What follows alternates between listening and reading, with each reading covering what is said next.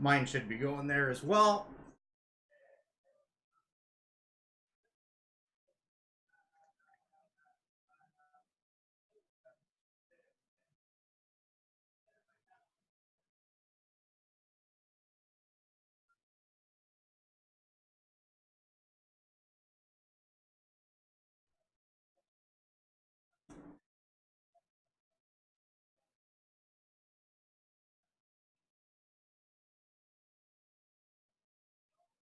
I typically have about 60 tabs open in my browser.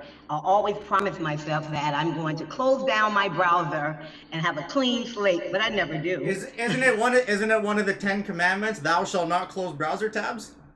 And thou should not turn off computer for years. Yeah. There's a reason I run Linux, so I don't need to reboot too often. Linux is wonderful. Absolutely. I keep promising I'll get there, but I know I can do an emulator, but Windows sucks. We know Windows sucks. Who wants to do an emulator with Windows? It doesn't matter. You use what makes you money. Yeah. Okay, here we are. Let me say something about this. Your name is spelled quite differently. Let me go over here.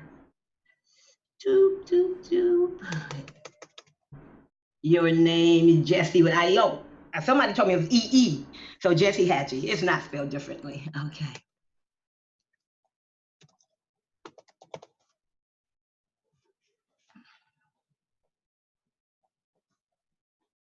And I'm going to be nice. Oh, that's we're both here. I think with the same kind of mindset. I think both of us truly believe in delivering the best information we can for the people who are following us.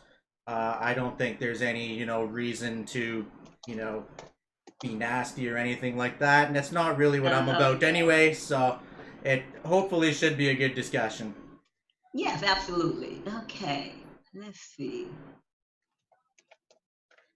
Add a title. Here we go. Go live. Okay. Give the computer time to catch up. Here we are. She's rendering. Click, click, click.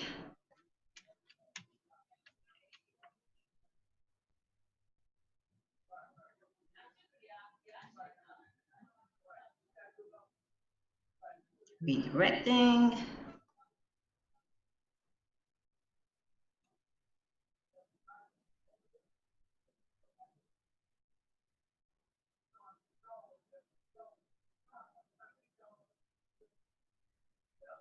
Just a little slow. It's getting there.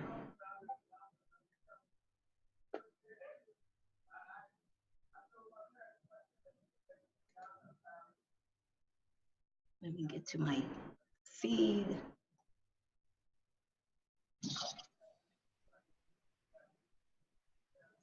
Let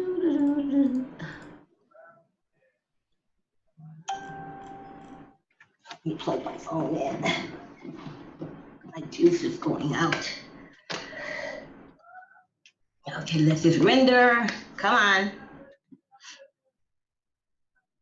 10, 20, 30, 40, about 60 tabs. Process request. I tell you, Facebook is a bear sometimes with all of their edging. Where's the hot dog? It's too funny. Yeah, I do all my streaming with OBS. It seems to work a little bit more efficiently. I like Zoom because it's easier. I have OBS, and OBS is kind of a memory hog as well. But I prefer Zoom now that I'm getting all. This is my probably my fifth time doing a Zoom live feed on Facebook. But OBS, it's all right. You just have to put in a code, the streaming code, so it's not that bad. Okay, here we are. Give me 1 second. I'm actually going to throw on my headphones because I have no idea if I'm echoing back at the moment on the stream. I don't even want to click it to find out. I'll just solve the problem right away there. And then, because I have a live mic that I use, so. Okay, great. Let's see what we have here. I'm going to turn this volume down, mute this once it allows me to. Okay, great. Let me mute this. Okay.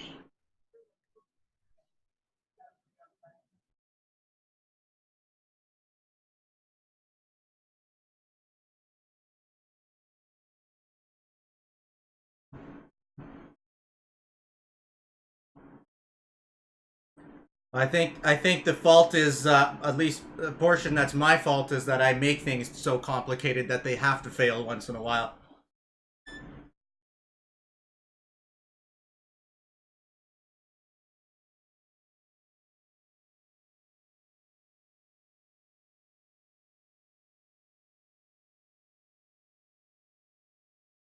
Uh-oh.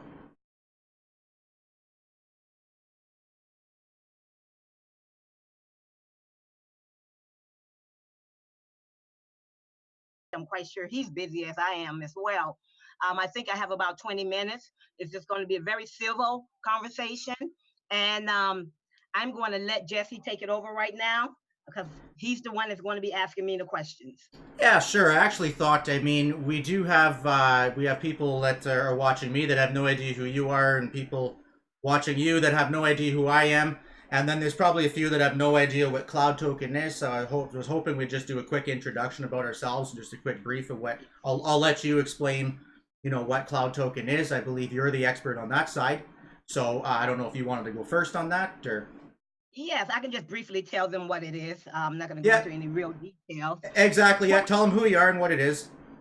Yes, yes. Again, I'm going to talk a little bit about me very briefly. I've got a Bachelor of Science in Quantitative Method Statistics from University of Illinois, a Master of Science in Software Engineering from University of Southern California. I've worked for about 40 years in the industry in regards to technology, pharmaceutical, telecommunications. I am indeed a blockchain expert. I am indeed with the proof to back that up. Cryptocurrency, how it works, the social, economic, and political implications. That's my specialty. But more than that, my specialty is education.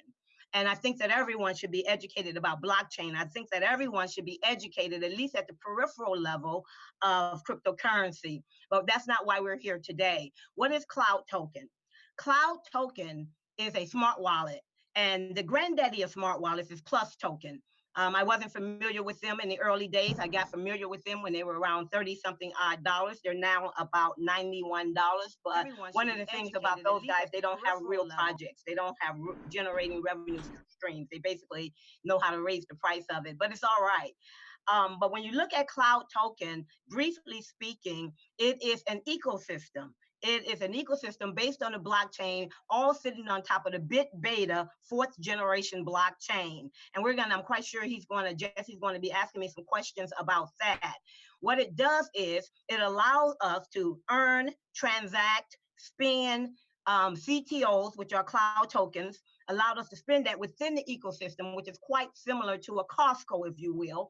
It's quite similar to a Sam's Club, if you're familiar with these discount stores, where you get rewards. It's really quite similar to a United Airlines or American Airlines frequent flyer awards, where you earn these awards for your activity within the ecosystem. And so that's basically what it is at a high level. So I'm going to throw it over the fence to Jesse. We can get this baby started. Sure thing. Yeah, my name's Jesse Hache. I've been involved with Bitcoin and cryptocurrencies since late 2011 or early 2012. Hobbyist computer programmer. Been ripping things apart and putting them together and programming since I was 9 years old. Not an expert, but definitely have some knowledge. Um, my focus here today is, and my primary focus and the primary center of the education I'd like to provide for people is in proper OPSEC, proper security for their cryptocurrencies, and proper handling of them, because we're dealing with transactions that are non-reversible, and you have no legal recourse when it goes completely wrong, right? So I'm very careful about how I deal with my cryptocurrencies, and I always advise others to be very diligent on how they handle theirs as well, and specifically what types of wallets and services they're going to entrust with their funds. So actually, you did mention one thing already that I was going to bring up, and I've never heard you or anybody mention it that way, was that the cloud token, the token itself, I wasn't going to argue as a security or anything, because like you said, it's like your local supermarket. They're supermarket points. They're not valued in the open market, where I would say the only true value to determine what something is worth is the open market. So it's something that's only internal. So some of my arguments come down to, I'll start with the wallet itself. Just we'll start there. And some of the fundamentals of a wallet that I need in order to use, in order for me to feel secure, is the sole control over my addresses using private keys. So Yes. one of the big reasons for that is, what if Cloud Token disappears tomorrow? Is there some way that I can extract my private keys and load them into, like I got a Bitcoin node running over here, can I load them in a Bitcoin Core wallet and still access my Bitcoin funds that were stored on the Cloud Token wallet? Yes, absolutely. Now let's distinguish between what the wallet is. What we have in the Cloud Token wallet, we have Litecoin, we have Bitcoin, we have Ether, we have Tether, or we got rid of the regular Tether. We have Tether ERC20, and we've got Doji, and we have other coins as well. They are conducted on the public blockchains. You can see those transactions on the public blockchain. When we're depositing or transacting our cryptocurrency in those blockchains, yes, indeed, they show up. Now, the differentiation where it differs is CTO. CTO is not on a public blockchain. I know there are some people out there who are looking at Etherscan. You know what? That was the first red flag for me. I said, what the heck? We've got 1 billion freaking tokens and I see 4 test transactions. What did I do? I didn't say scam. I said, let me go find this guy. Who is this Ronald I? Let me know what is your technical infrastructure, your architecture. So when I finally did find him, we had a great discussion. When they created Cloud Token as a smart contract on the blockchain, that was the initial thing. When you're talking about conducting fast transactions, they decided not to go with Ethereum, right? And I'm going to show you a technical document. They decided not to go there. What they're doing is they have BitBeta, which is a fourth generation blockchain, which Ronald I has actually received an award back in 2018 for the most innovative blockchain project. And so with that, one of the things I asked them today, where's your block explorer? Can I see the block explorer for the CTOs? And let me see, I can tell you exactly what he told me, and I'm comfortable with that. But whether you are is totally irrelevant to me. Well, to me, it's Wait, kind wait, of wait. going it's kind of going left field to what my question actually was, because What was your question? what I asked was, if Cloud Token closed tomorrow and they closed all of their nodes, can let's Yes. suppose I have Bitcoin in that wallet. Can I extract my private key and load and Yes. import that key into a different wallet in order to access those Yes. funds? And here's why. Here's why you can. You know, one of the things we do have a mnemonic phrase. I know for a fact that the mnemonic phrase is the parent, is the mother of the private key. With the mnemonic phrase, you can recover any private key. But yesterday or last night or early this morning, I don't sleep normal hours, we talked to Ronald. Here's the deal. Ronald wants security. He wants privacy. Out of about 250,000 members, we have about 45 to 60,000 who've turned on Google two-factor authentication, who actually hit the button to get their mnemonic words. So he says that he's going to not give us the private key until that happens. Now, I disagree with that approach. I believe that with freedom comes responsibility. And if indeed you don't want to get your freaking private key, don't stop me from getting it. June 1st to June 7th, that's this week, private keys will be distributed to each and every person who have their authentication turned on, who also have their mnemonic words. And then the issue about the private keys will be over and done with. Yeah. Now, So, but wait a minute, okay. wait a minute. If I put my Bitcoin today, right now, or my Ether in the Cloud Token wallet, it's visible on the public blockchain. So it really truly doesn't matter, particularly being that I have the mnemonic phrase. If we do it next week, I'll have my private key as well. So I can use any wallet on the whole freaking planet, and I'll be able to access my cryptocurrency, my Bitcoin, my Ether on the blockchain. Because that's where the coins are stored after all. They're not stored in a wallet. So I could care less. Okay. So a mnemonic phrase is used as the parent of the key. So I called a red flag myself when we already had addresses that I can prove that we don't own and don't control. Okay? And then they said later on we're getting a mnemonic phrase. You can't generate a mnemonic phrase after the fact. A mnemonic phrase needs to be there in order to generate your private and public key pairings, right? But on the So other it's hand, backwards. no, but on the other hand, I can go right now, forget the Cloud Token wallet. I can go right now and see all of my Bitcoin Look at that in Bitcoin Explorer. I can see all of my Bitcoin there, But let's say, for example, here's what I talked to Arno about. He says, we've already had the private keys in place before anyone knew about Cloud Token. He says we had them all in place in January. Well, of course, there has to be a private key in order to move funds anyway. But the fact is that Cloud Token controls the private key. They control your money right now. Right now, okay? Today, because I have evidence. Because I have evidence right here that says that they're moving money. Show me your evidence. Okay. Show me your evidence. But let me say this first. What we're talking about is on the blockchain, I have full access to my Bitcoins. On the blockchain, I have full access to my Ethereum. On the blockchain, I have full access to my Ether. I have full access to my Litecoin. I know how to get my private key from my mnemonic code. But okay. Go on. So how come the transactions within my wallet don't match the transactions on the blockchain? I don't understand. Clarify that. Possibly then I could do a screen share here and I will show you. That would be wonderful. All right, here, let me do a share.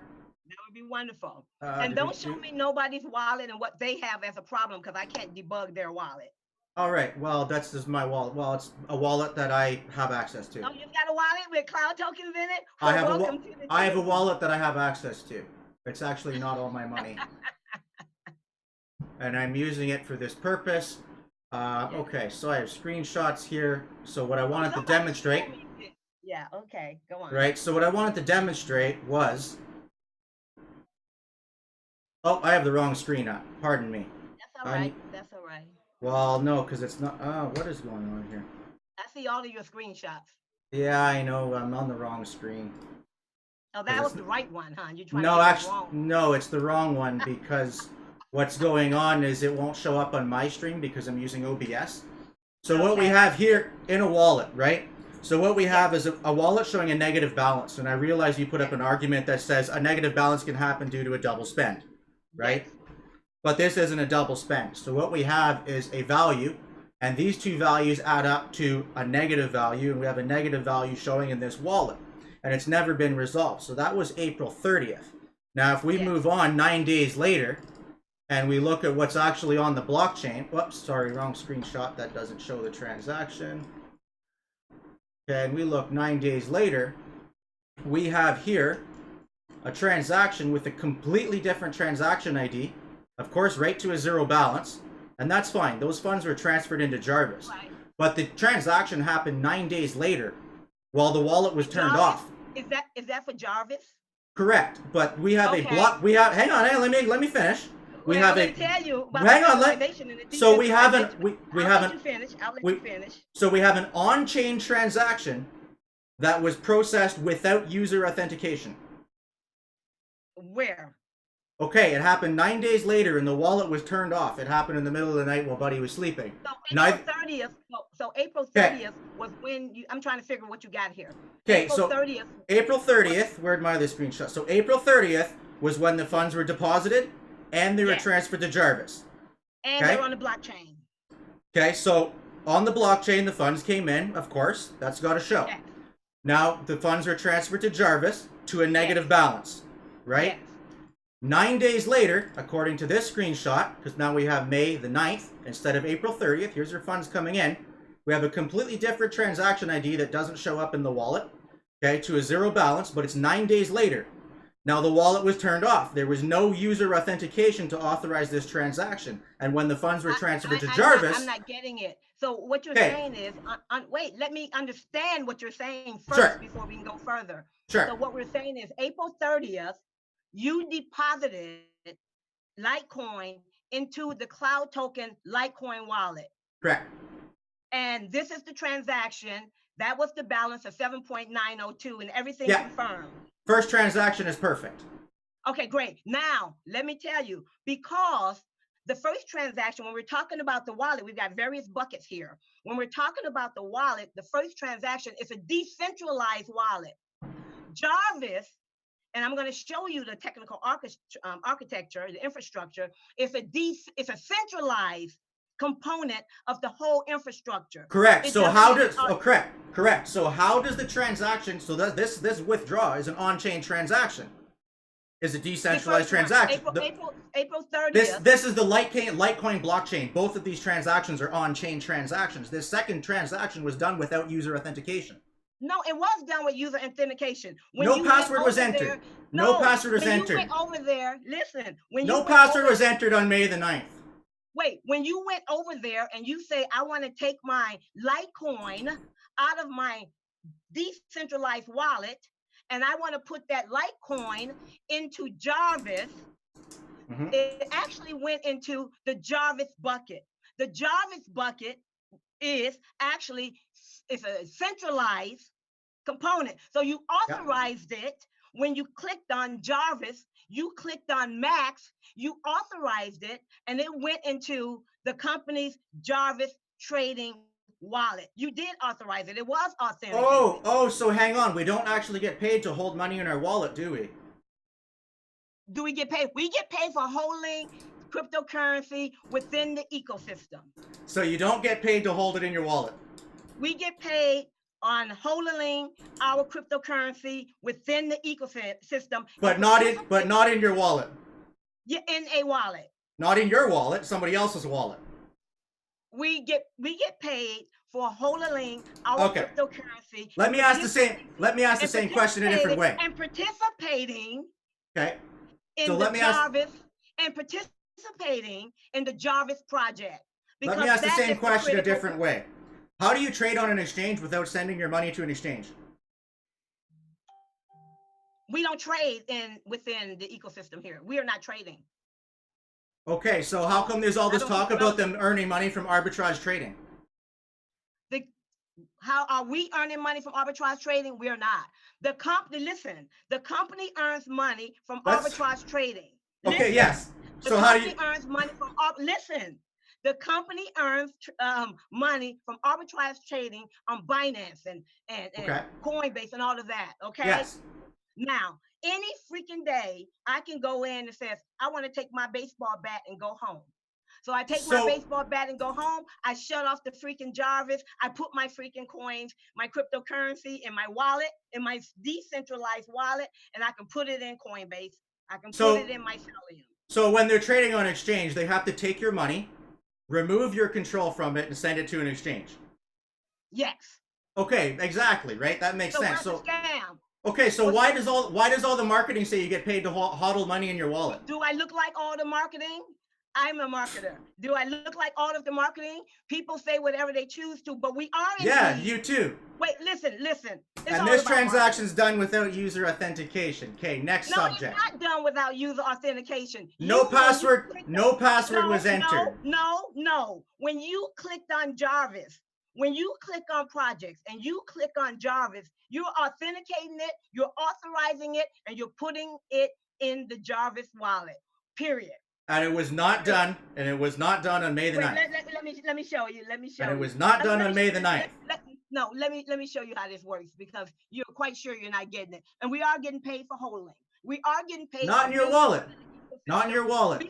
You removed control. We are getting paid for being part of this ecosystem, just like, freaking flyer miles. You ain't getting no freaking flyer miles unless you freaking fly on the plane to get those freaking flyer miles, okay? There's a criteria at all times. But I want to show you something. Hold tight.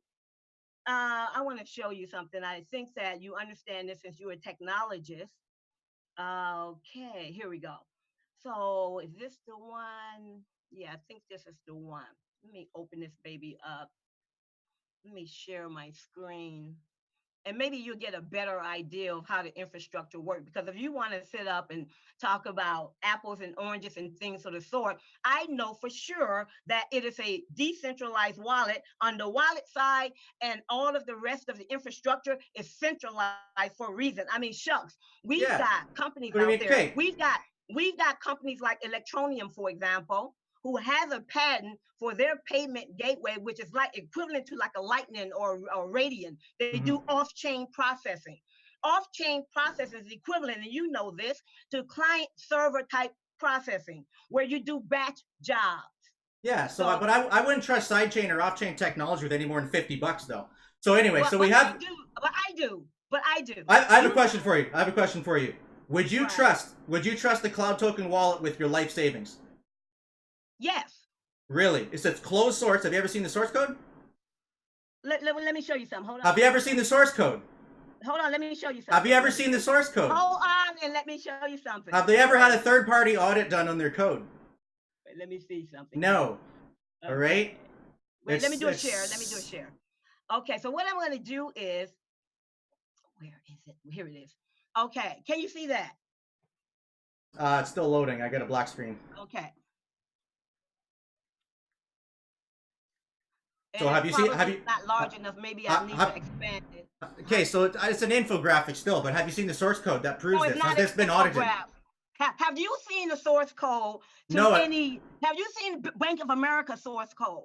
Okay. Have you seen the source? You know the reason you have a problem with Bank of America is because the SEC seized your funds. Okay, that's the reason you have a problem with Bank of America. We're not comparing this to banks. No. We're not comparing this to banks. We're not comparing this to banks. Wait a minute. You're going left field. Wait a minute. If you want to go there and talk about, which I'm willing to talk about, back in 2014, I was in a deal with a million other people. I'll put it out there, and I always do. You can read the blogs, you can talk to Bebe and Ray Ray, but here, you're going to hear it from me. I was in a deal. There were a million people. I and 3 other people out of a million, you can do that all you want. We were picked out of the lot, not because we made the most money, even though we did make some money, but we were picked out of the lot. They quickly did a civil litigation. I don't care nothing about them blocking my bank account. Quite frankly, I can't really talk about it because we did a settlement and they told me I couldn't talk about it. But I can't talk about that. Yes. That's fine. That's fine. It's left field anyway. Litigation. I don't hate Bank of America. I hate all banks. I don't hate Bank of America. I hate the financial institutions. I hate the financial institutions that take our money. Now you're going to talk about, you're going to talk about Bank of America. You're going to try to throw shade on me. Let me tell you this. When you put your money in Bank of America, go right now today, put $20,000 in there, go back the next day, try to get your $20,000 out. You're not getting it without a runaround. Now, I'm Canadian. No. So I'm Canadian. Kate, you can't just be the loudest person in the room. You can't be the loudest person in the room all the time, okay? This isn't a one-way conversation. No, honey. All right, talk away. You went off on a tangent. You went off on a tangent talking about banks. We're not talking about banks. We're talking about cryptocurrency, right? You're talking about banks. You brought up Bank of America. So quit being the loudest person in the room. Shut your big mouth and let's have a conversation instead. We are having a conversation. You're just being the loudest person in the room. Let's have a conversation. Do I have the source code? You asked me, was there a third-party auditor? I asked you, was there a third-party auditor of any system that you use today? Yes, correct. There is. All right. Yes. So my Electrum wallet, where I actually store my money, I compiled the source code from scratch and verified the checksums against the community. The reason I do that is because I do have my life savings in there, and I don't trust closed source software with my money. All right. There's a reason for that. Do you know that even today, all the way from last year, when you log into your Electronium, and I got a real life. I said Electrum, not Electronium. I have nothing to do with Electronium. Listen, Electrum. When you log into the Electrum today, I don't know what version you have. There comes up a link. I don't know how the heck it got there. My colleague doesn't know how it got there. It's a link that says upgrade before you can withdraw or conduct a transaction. I've never had that. Listen, I'm going to tell you what her wallet said. It was a link there. She trusts Electrum because the same reason why you trust it. She clicked the link. It takes her to a bogus GitHub. Now, people may say she should have known. People should know. They don't have to know that. She lost $54,000. So you're giving me crap. Yeah, it wasn't her fault. And how did that link get there? So in cryptocurrency, so do you believe in cryptocurrency? This is a space where we should trust ourselves for our own security, or we should put our faith into third parties for security? I think that if you're talking about putting your faith in third parties, then you're talking about centralization. Correct, like Cloud Token. No, the Cloud. Well, where's the source code? Where's the source code? Where's the third party audit? The Cloud. We've never seen it. The Cloud Token wallet is decentralized. Prove it. Show me the source code. Prove it. I can show you the source code. Prove it. I can show you. I can find it on the blockchain. Prove it. If I can find it on a public blockchain, let me prove it. How do you know? How do you know? How do you know what's happening? This infographic is actually what's happening. If you haven't seen the source code and there's never been a third party audit. How many people you know go take a look at the source code? Which consumer go take a look at the source code? I'm not talking about consumers. The reason people like me exist in this ecosystem, the reason we have programmers, the reason that we have blockchain developers is for the security of the community. I'm not expecting every consumer to go out and install Linux on their machine and compile their wallet from source. But consumers should be aware of the risks that are out there, and they should be following people who are knowledgeable and should be following proper OPSEC. They should be downloading wallets from only official sources and not be using closed source wallets. You tell people about your favorite Electrum wallet, where my friend lost $54,000, and you're telling me to use it. I beg to differ. Because she installed a bogus version. No, she had the right version. Somehow the link got in there. Listen to what Electrum says. Electrum actually did a public statement. Yeah, there was a bug in one. Yeah, there's a bug in a version. Okay, it's a freaking bug in the version, and you're gonna tell me to use it. Man, get out of here. Okay, so we have a wallet that's showing a negative balance right now, contrary to the fundamentals of blockchain, and a transaction that was not authenticated with a user's password. It was authenticated. It was not authenticated with a user's password. It was authenticated. It was authenticated. When you clicked on that link that says, I want to participate in Jarvis, you gave the permission. It was authenticated. You put it in their wallet. There was no password. No password entered. You don't need a password. Therefore, somebody else has control over the private keys. It's really simple. You do not need a password to transfer your cryptocurrency from your Electrum wallet to go to me. Unless you get the password to log into your wallet. Listen, every time we do a transaction in the Cloud Token wallet, we have to log in. So we have to log in. So you're going to tell me with no password. When you're in the Electrum wallet, you have to log in somehow to make a transaction, correct? Every transaction, I have to enter a password. Every transaction, I don't have to in every wallet. I don't have to in every wallet on this market. You got BitPay, you got Coinomi, you've got Coinbase. Coinbase is all centralized, right? And you got this wallet. This wallet doesn't even log itself out. It remains logged in all the time on your phone. Right? Now here's the other thing, right? Okay, so anyway, let's scrap that because we're never going to see eye to eye on it. I think I'm right. You think you're right. Yeah, because you're wrong. Right? Okay, let's talk about the securities violations here because because in Cloud Token we're soliciting investments. We're soliciting investments and it doesn't pass the Howey test. What's your question? Okay, so it doesn't pass the Howey test. We're soliciting investments. How? Yes, it does. Hold on. Okay, let me unshare here, and I'll show you the Howey test, and let's go through the Howey test right now. You wait. I know the Howey test for 5 years. All right. Let me tell you why it does meet. It does meet the criteria. I'm talking about the investment, not the Cloud Token. I am too. All right. Now. Okay. Hold on. Let me tell you. When you really truly look at it, what we're doing in Cloud Token, we're getting airdrops. We are not getting. That's aside from what I'm talking about. We're talking about soliciting investments with the Jarvis AI. The Cloud Tokens have nothing to do with it. Let me get there. Are you gonna let me get there?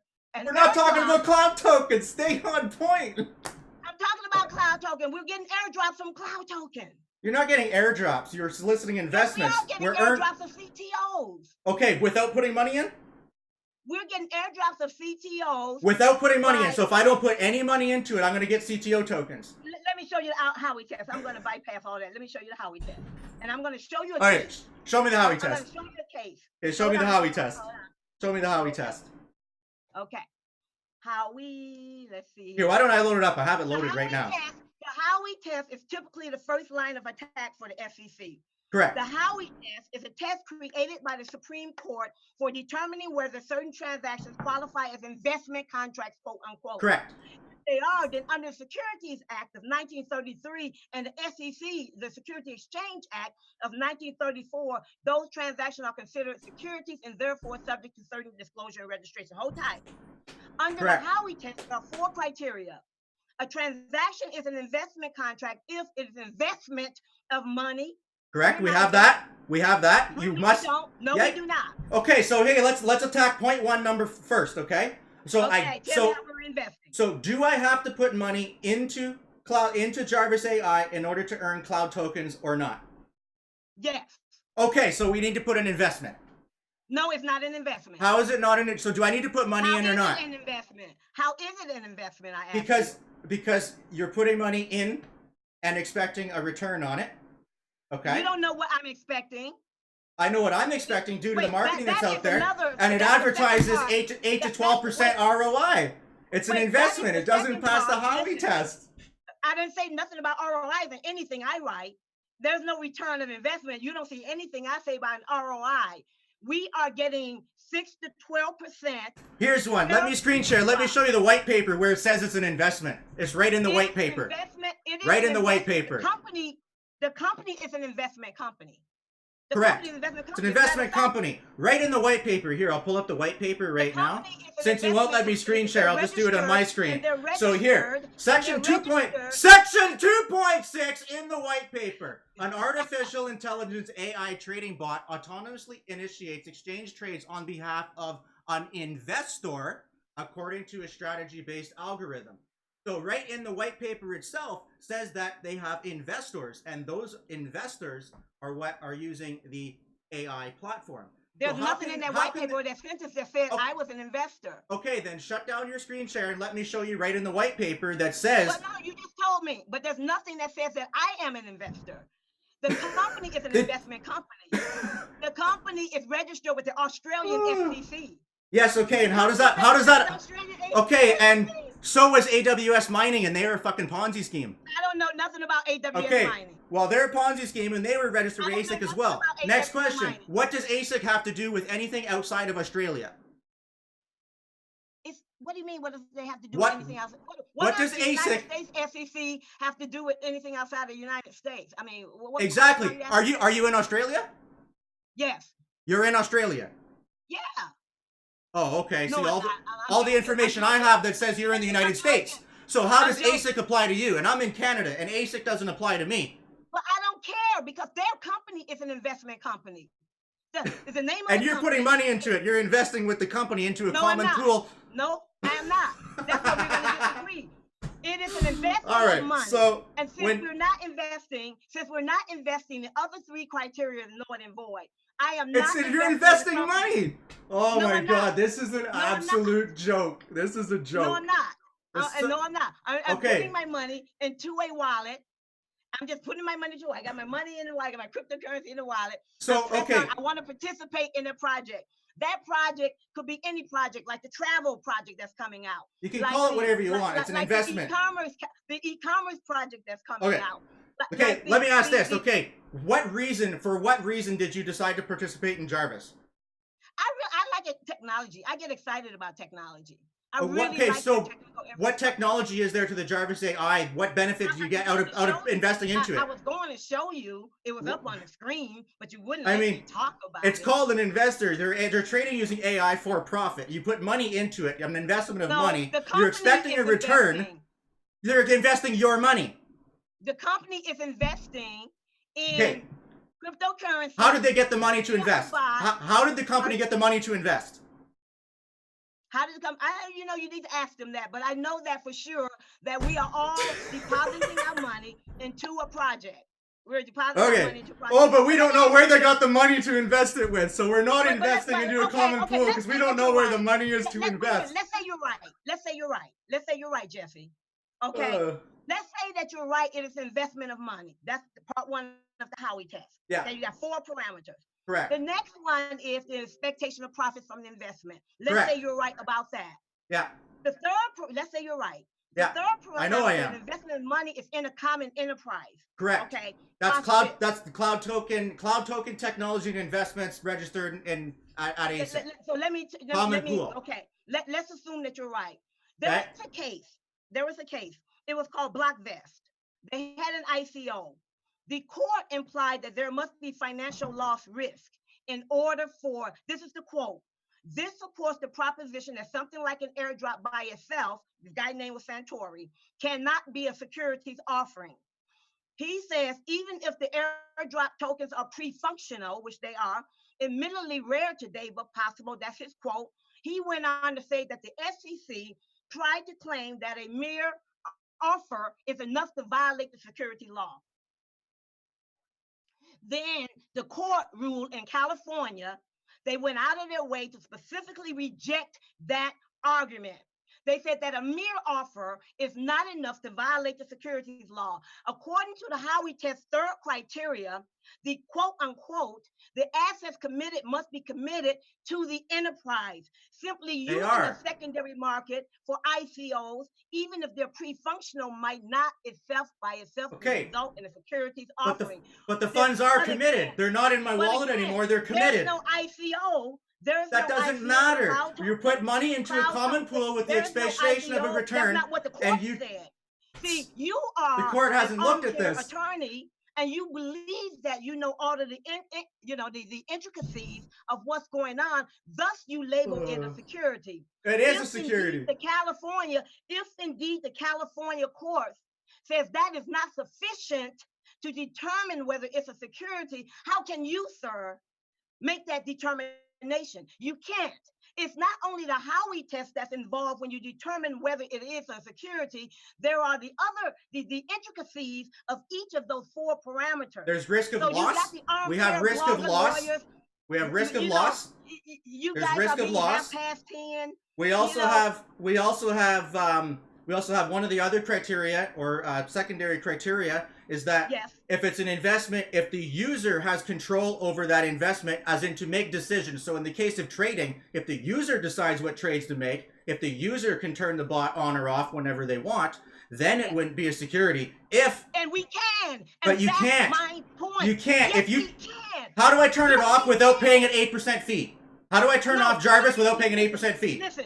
Explain to me that. How do I turn off Jarvis without paying an 8% fee? But listen, see, you want to focus on the 30 days. Hey, I can turn it off. It doesn't matter what I can pay to turn it off. You know this is right.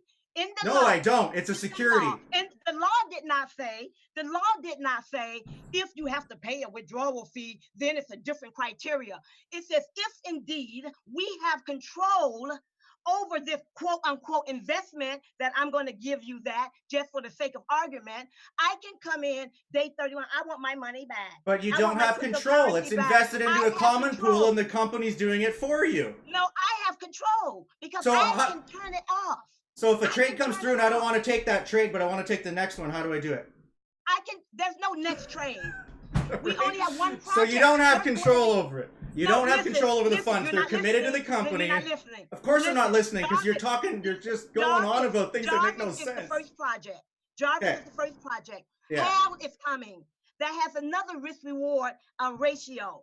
We're going to be able to risk-reward. Oh, so it is an investment and there is an expectation of reward. I told you, let's assume that what you were saying is right. You gotta actually have 4 of all of those parameters of the Howey test. You gotta pass it before you say it is a freaking Ponzi. Correct. We have, as an enterprise, all of us individually have the right to turn it on, to turn it off, to go into HAL, to go into Jarvis, to go into ABC. We have that right. So we do have that control as individuals. You have to give that.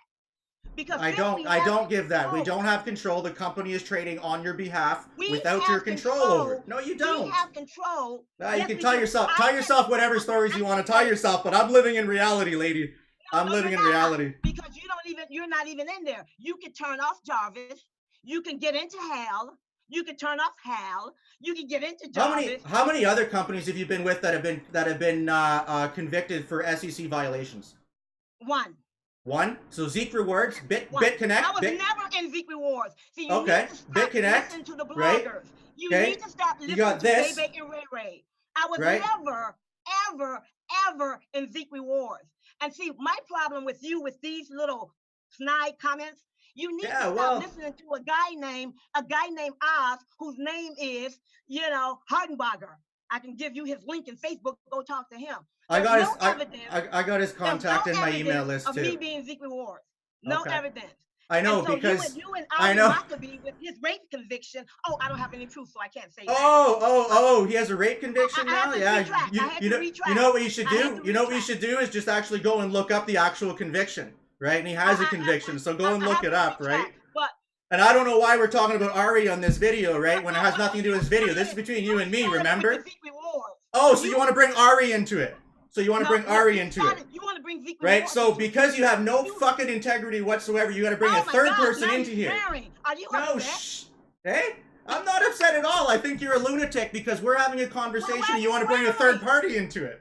Well, wait. So why did you bring Zeke Rewards into it, a third party? Because I was under the impression that you were involved with it, and there's lots of evidence. Lots of it. You can say that all you want, but I'm talking to you, and I'm only talking about you. You are under the impression, but you have no facts. Just like with Cloud Token, you are under the impression I can't turn off Java. All right, but you do have a $1.2 million. You did have 2 charges from the SEC regarding an opportunity you were in. You're a serial Ponzi pimp. And the whole reason that I do what I do is because I'm absolutely sick of the Ponzi's that plague this cryptocurrency ecosystem. Stop reading the blog, right? Absolutely sick of it. Go to the SEC documents. They dropped 2 charges. Correct, because you agreed to a settlement. Correct, because you agreed to a settlement. It's not even $1 million. So how is that relevant? It's about $750,000. How is that not even? Okay. Now go look again. Okay. Go look at the document again. Sure. See, you're wrong. You got all of these things that you're reading online, and you can't even get that right. I'm in Zeke Rewards. Never. You got that wrong. I have 3 or 2 charges against me. Wrong. I owe $1 million or $750,000. Wrong. See, that just nullifies your credibility. That just shows you don't know how to do research. You're a blogger, dude. You listen to Bebe and Ray Ray. And you, and that is how you form your freaking conclusions. Well, my conclusions with this one is it's a fucking Ponzi scheme, and you're promoting it. That's where I'm at, and I'm absolutely sick of the Ponzi's that plague the cryptocurrency ecosystem because it's a cancer on this space. Somebody told me, somebody told me that you used to do multi-level marketing. I did, yes, I did. I got my ass handed to me in USI Tech. I'm a year and a half clean. I'm a year and a half. Multi-level marketing. So that is multi-level. Right? That's multi-level. And I'm a year. And I'm be in front of the SEC. And I'm a year. I got my ass handed to me. I lost a bunch of money in it. And I'm a year and a. And I'm a year and a half. You are guilty of participating in a Ponzi, but yet you want to point the finger at me. Only reason why you're all pissed off is because you lost. You got your ass handed to you. I'm not pissed off at all. It's my fault. I'm not pissed off at all. It's my fault. Not even USI Tech. It's not. That's not the only thing you were in. No, it's not. No, it's not. But that's the only investment Ponzi that I was ever a part of. What other Ponzi were you in? That was the only investment party that I was a part of. And I'm a year and a half since I've promoted anything remotely close to do with a pyramid or a Ponzi. What other Ponzi were you in? I'm a year and a half since I've promoted anything remotely close to another Ponzi or a pyramid. Go look it up. Ponzi were you in? Go look it up. Matter. Well, mine's matter. Right? But yours doesn't matter. What matters is that I learned my lessons and I stopped promoting these Ponzi schemes. That's what matters. Tech was right around the corner. What do you mean you learned your lesson? It's a year and a half ago. It's a year and a half ago. Go look at what I've done in the last year and a half. Go find it. I wish you luck. I wish you luck. I already found it. Okay. And then I also spell saw it. A video. Spell it. I also saw a video where you said that you couldn't, you don't like market MLM. You didn't say Ponzi's. You said you didn't like MLM, and I think you were like going on off about how you weren't able to recruit. Just because your butt can't recruit doesn't make all MLMs, illegal Ponzi's, pyramids, or anything of the sort. That's irrelevant. That's irrelevant. That's irrelevant. Now that's irrelevant. It is irrelevant. Whether I can recruit or not, and you have no idea whether I can recruit or not, and it's completely irrelevant. You weren't successful.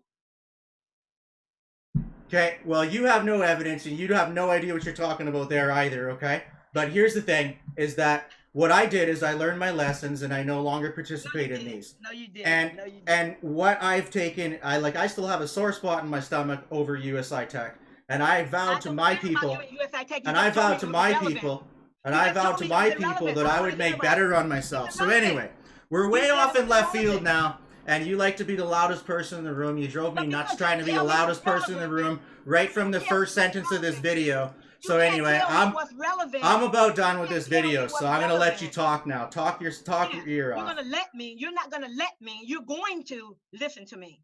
You're gonna tell me what's relevant. And so when you say USI Tech isn't relevant, but yet Telex Free is relevant, you tell me you lost in USI Tech, so it's relevant. You say I made money in Telex Free, so that's relevant. You're all over the place. Either you are or you aren't. Either you agree with the whole thing. You can't pick and choose it because you left USI Tech broke. You can't say that, yeah, you are more of a criminal or civil litigator face. You're civil, you're guilty of Ponzi, even though you were in one yourself.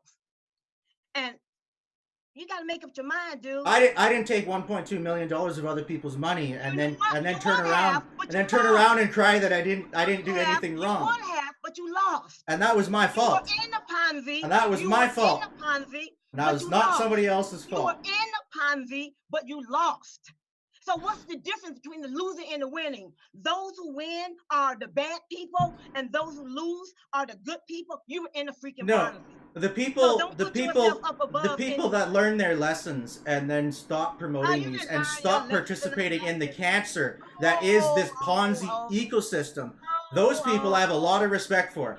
But we got millions and millions of people that just keep on perpetuating this cancer on the cryptocurrency ecosystem, right? It's not the cryptocurrency ecosystem.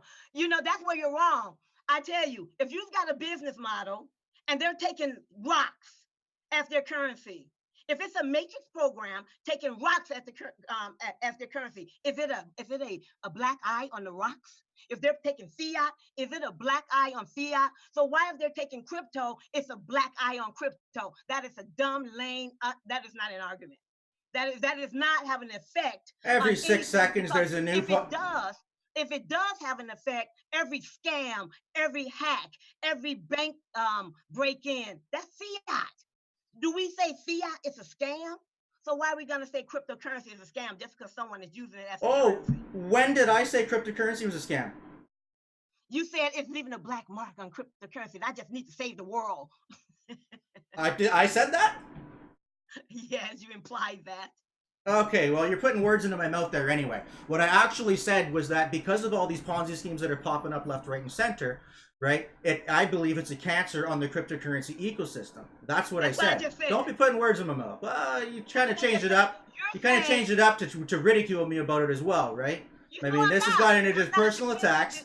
You know, like I didn't want it to go because you like to be the loudest person in the room, and I think it's absolutely hilarious. I am the loudest person in the room. I know. Now that you know that, we might as well just stop talking about that one. Might as well. It's a joke, really. It's a joke the way this conversation's going. Nonetheless, there was a case called Block Invest, right?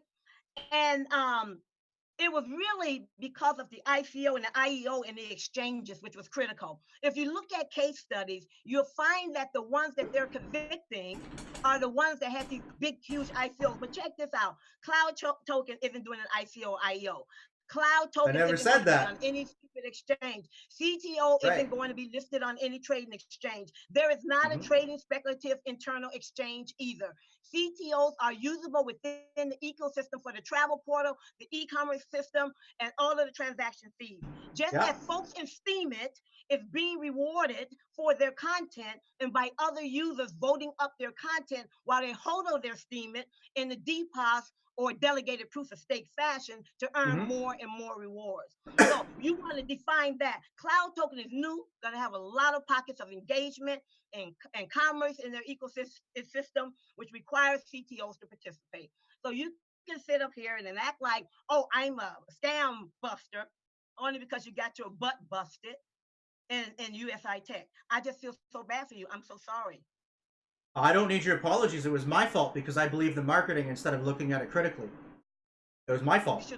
Not your fault. So I don't need your apologies. It was my fault. So why do you think people need your opinion? You're an expert.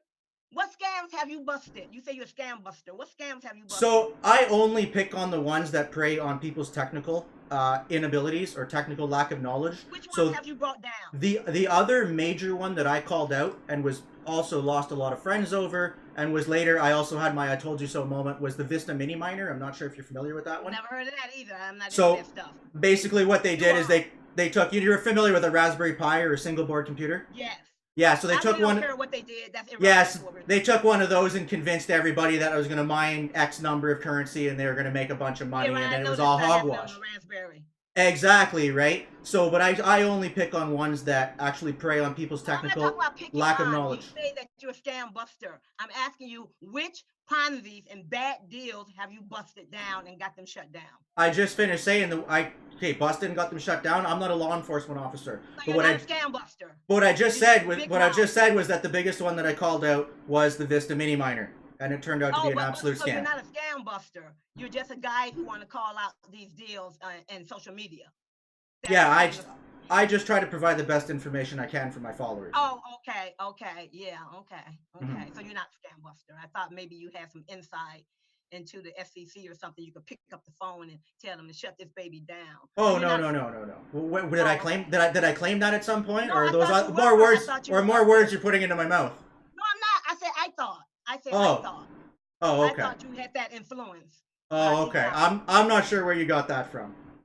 Yeah, you said scam buster on your Facebook profile. That's it says scam buster and cryptocurrency something. Yeah sure. So the title of a video, so No. It's in your Facebook profile. Your description on the oh left okay hand side. Yeah. okay. It says scam buster. So I thought It's maybe no. It you. actually says anti scam advocate. Yes. Yeah Maybe I yeah did yeah. see that. Yeah, I so gotta go look I at don't it. know how that implies I have a direct phone line to the SEC or something. Oh, I thought you had some influence in getting rid of these scams. Oh, I see you don't. Okay. Pretty irrelevant argument anyway. Huh? It's a pretty left field thing that you pulled out there anyway. That somehow I What? have influence with the SEC. So But anyway, you brought up telex free. You brought up me being in litigation. Was not that irrelevant? yeah, well, because between the two of us here, one of us learned our lessons, and the other one's still promoting these schemes. Like I've demonstrated that this thing here is a security You didn't investment. demonstrate Well, anything. as far as I'm concerned, it's a security investment. You're promoting it, But and that's your so are concern. That's hundreds not of just thousands of what other you people, believe. right? I'm not I, here to but convince you of anything. that's why we're here on this video is to present the No, best I'm not here to information convince possible. you. I So wasn't here to do you convince have you. any additional points that you'd like to bring up? I don't have to bring any additional points. I brought case studies. I brought a case study that happened where the SEC got smacked because they were wrong. And I also know for a fact about the 4 parameters of the Howey test has to be passed. Yep. I also know as a fact that the focus is on ICOs, IEOs, and exchanges, and whether indeed those are security tokens, like a plus token, for example, they are security token. But if you look at CTO, let's look at CTO. Is that a security token? No, because you can't buy them. You can't invest into them. Okay. So where's the Ponzi again? Soliciting investments into the Jarvis AI for a 21 That's level not that's deep not that's not the commission structure. definition of a Ponzi. Okay, well, there's That's not the okay, so definition of a there's Ponzi. you're okay, so we have an illegal security offering, and you earn commissions for soliciting investments from No, we others don't earn to commissions. We receive airdrops of CTOs of a token that's not a security token. We don't okay. receive cash. We receive apples, for example. We don't receive Ether. We don't receive Bitcoin. We don't receive Litecoin. We receive a utility token on par with an airdrop. And you know So this. all they've done is added an extra step to complicate I the don't care about matter, the steps. I'm right? telling you what we're So getting. hopefully that when it gets presented to the SEC, it doesn't turn in to be a ruling against them for being an illegal security offering. Hopefully, It won't because it doesn't check because our 4 parameters. well, to me it does. To you it does, but Correct. you are not a lawyer. Okay, so my buddy who's actually probably watching right now, who's just taking the securities exam right now. Oh, he took a security exam. No, he need more experience than that. Okay, I've got well, 5 years of experience. 5 years of oh, experience on the other you side. have 5 years of legal experience. I have 5 years experience in dealing with the SEC, reading documents. Man, I can read a Yeah, freaking legal document faster than you yeah, can on the understand. defendant side, on the But defendant side, but that's all right. It's the right? same thing. It's the Okay. same thing. Okay. Take an exam and saying I passed the bar or I passed this test. I don't mean crap. I got a master's degree in freaking software engineer, but I haven't freaking done any programming for freaking decades. Am I an expert? I know some kids can kick my butt, but I know a little bit about programming and blockchain. So let's not start talking about credentials. That's irrelevant. It's all about Okay. experience. Okay, so then credentials aside, I believe I've demonstrated that's a security offering. So do we have any other points instead of just talking in And I say circles you right now? haven't demonstrated. And with that said, I All right. think we should Okay. just let this go because Yeah, you're weak. You let's argument weak. let's agree to disagree on that one. Well, not that we agree to disagree, but we're in complete disagreement on that one, and that's fine. We are, and I knew that from the We, beginning. And we I know, but we've presented ourselves to both of our following. I'm sure there's a whole bunch of people that think I'm a lunatic. There's a whole bunch of people that think you're a lunatic. I'm a lunatic. I think it's hilarious. All in another day of fun. You know what? I like you, dude. I like you, Jesse. You're a young guy, and I know you're enterprising. You know about the blockchain. You know about authentication and all of that. But honey, Yeah. you know jack crap about security. Well, I believe that I do know quite a bit about security, but I actually, to talk about the good side, because you said some good things about me, I admire your drive. I admire your presentation skills. Okay, I admire the way that you're able to go out there and, present a business to people and recruit people. You'd probably be great if you ran a business of your own that wasn't an illegal security offering. I have ran many businesses of my own. Right? And I think and it's not an illegal security. none of your companies are. I believe that too. I didn't say none of the companies I were in were, just like you can't say it either. Come on, we're being honest here. I didn't say none of the companies I were in weren't illegal. I learned a lot. Yeah. I learned a lot. Yeah. And I'm telling you, man, for 3 years almost, I believe I didn't do any deals. I didn't do anything because I was afraid, and I had to study them and study them and study them. And I said, I can't put my face on that. I'm going through this litigation, or this is crazy. I'm not going to do this again. But I tell you, when I took a look at Cloud Token, and I did, when I looked at the principles involved, and I did, when I looked at the legitimacy of them, and I also looked at the plan, I said, could this be a security? Could it be a security? Does it have a potential? It does have a micro potential. But when I look at the whole picture, and when I look at their future roadmap, and I look at the utility of the token that's going to be within the wallet, I look at that and I says, and I believe this. I believe this. And so thank you for respecting that about me. Oh, absolutely. Yeah, so anyway, we might as well leave it there because we're going to end up just talking in circles anyway. We presented ourselves. Okay, you enjoy your day. It was such a pleasure. I was expecting 20 minutes, but it's not too long. This is what happens when two passionate people get into the same room with very opposing views and opposing arguments. Not my first day in the office. I'm sure it's not yours. It's going to happen again between us and other people. It's going to be an ongoing issue for as long as we live. Right. So anyway. And with that said, you enjoy the rest of your day. I've been here half hour too long. Okay. Absolutely. Enjoy the rest of your day as well.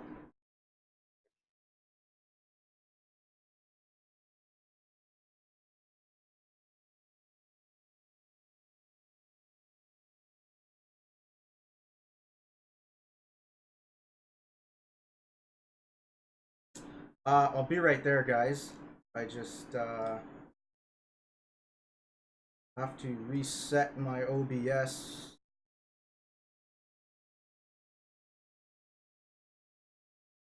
Which is not going to work.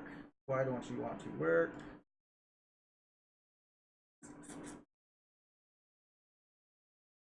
While I was trying to come back on,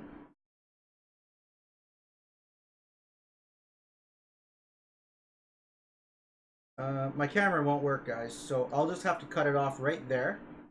And but yeah, you'll see in here, right in the white paper, says right there, I believe you guys can see on your screen, that the AI trades on behalf of an investor, so it is soliciting an investment. If you actually scroll down to the bottom of the white paper, a couple other points here I can pick out. I don't have my notes in front of me anymore. Regulatory risks, they tell you right in the white paper, despite what Faith says, it's not a security offering. It doesn't pass the Howey test. So the regulation of tokens, such as the CTO token, is still in a very nascent stage of development, and more or less a high degree of uncertainty to how tokens and token-related activities are to be treated exists. They're telling you right in the white paper that they have no idea whether this is a security or not. There's no regulatory supervision, right? However, they're not currently regulated or subject to the supervision of any regulatory body in Singapore. Remember, guys, these guys only registered at ASIC AWS mining was registered at ASIC and they were a Ponzi scheme. Australia has one of the most slack regulations as far as securities in the world. And all they do is they get this, like, I can register a shell company and get a certificate from them as well. But they wouldn't even register with the securities, the MAS, it's the Monetary something of Singapore. I forget the entire name, but it's basically their version of the SEC, and that's actually where they operate. They don't operate in Australia. They operate out of Singapore, and they wouldn't even register with their own securities department. The interesting one, no fiduciary duties owed. As Cloud Token Wallet is not a regulated financial institution, it does not owe investors in CTO tokens any fiduciary duties. Now, they're saying that they don't have to do anything for you, but they are calling you investors, despite what people are going to claim about not investing, right? And I'm sure you guys have seen all the marketing that says that you're going to earn between 8 and 12% on your investments. So, and there's, I believe it's 21 levels of referral program. It's an absolute joke. I really wish my camera would work here, because I would come back on, but it's definitely not going to work unless I reinitiate. Can I reinitiate? It just worked. Hang on, I got it. I'm coming back. I'm coming. Boom. All right. So here, why don't I hit the chat, guys, and we can talk about this. I'm sure there's a few thousand people out there that think I'm a raging lunatic by now. I kind of lost my cool more than I figured I would during this video. Let me see who's watching and where. Whoa, I got lots of you guys on YouTube. Ari, she is dumber than dirt. Interesting, right on. Hey, Jesse, interesting show, man. Oh, God, what WTF is this? From Bitcoin Jake. Colin, Crypto Corner, you cannot compare to banks because banks are lending institutions, not investment institutions. Yeah, well, they have investments as well. But, I mean, we couldn't compare Cloud Token to banks because it doesn't have anything. Ask me if I have ever seen the source code to which say Bank of America. Well, here's the thing. If I have a fraudulent transaction come out of my bank, I have legal recourse. If I have a fraudulent transaction come out of my cryptocurrency wallet, I have no legal recourse. Right? There's nothing. I have no way to reverse it, and there's no legal recourse.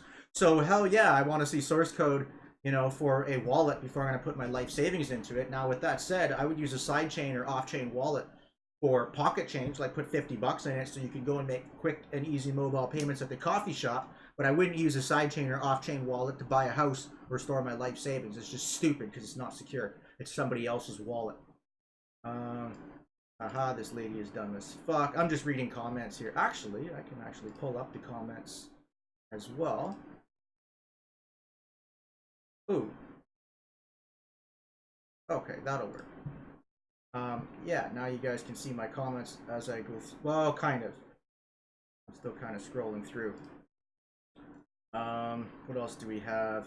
The fundamental problem is once you move your crypto into Jarvis, you no longer have absolute control over the crypto. However, that is true if you move of exchanges too. Exactly. Now, when you move it into Jarvis, you're putting your money into a common pool and to a common enterprise, and the Jarvis AI, in this case operated by Cloud Token, is performing the trading for you. Therefore, I conclude it's a security offering. No CTO tokens unless crypto is put into Jarvis. Exactly. You have to enter an investment in order to collect CTO tokens. Therefore, you're soliciting an investment, and you put a dollar value on the CTO tokens and promised a return. You're promising a return on investment. Dude, this is too funny. Is this the best Cloud Token can offer to represent them? That's good, because this was an absolute joke.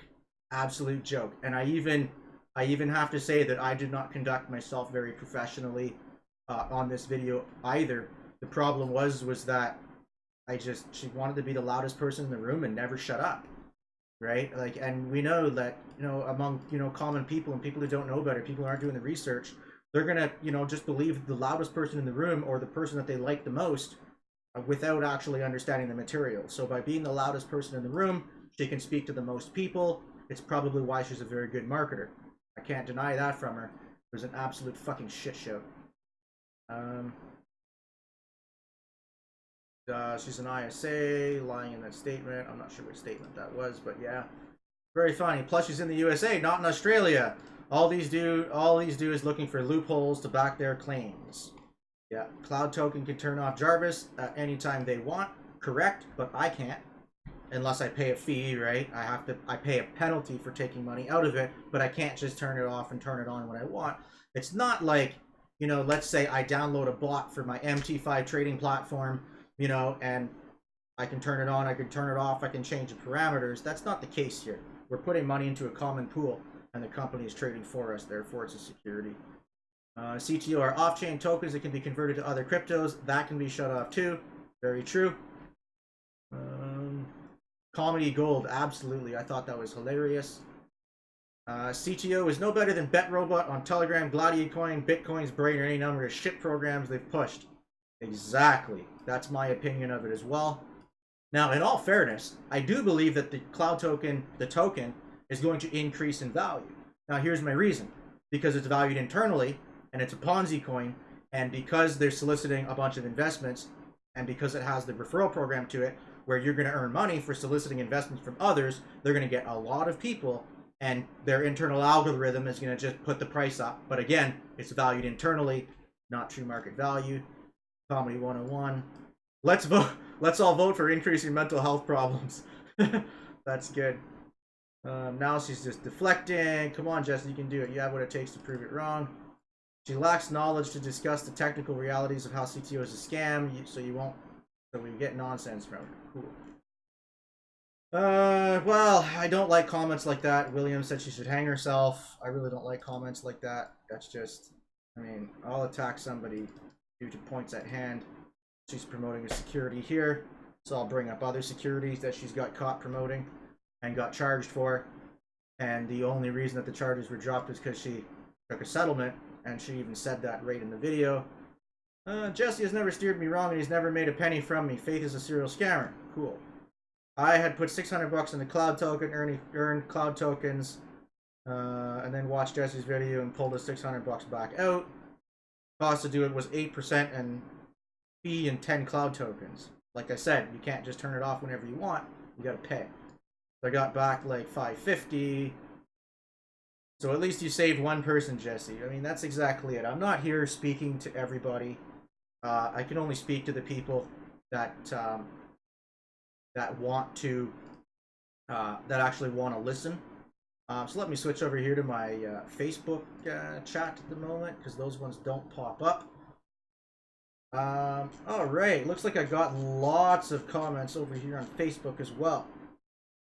To put it in their wallet, which means exactly what Jesse said, you don't get paid to hold funds in a wallet as they promote we do. Yeah, they advertise you get paid to hold it in your wallet, when it's not true. You actually get paid to invest it into a common pool, and they trade with your money. The only way to trade with your money is to take your money and put it on an exchange.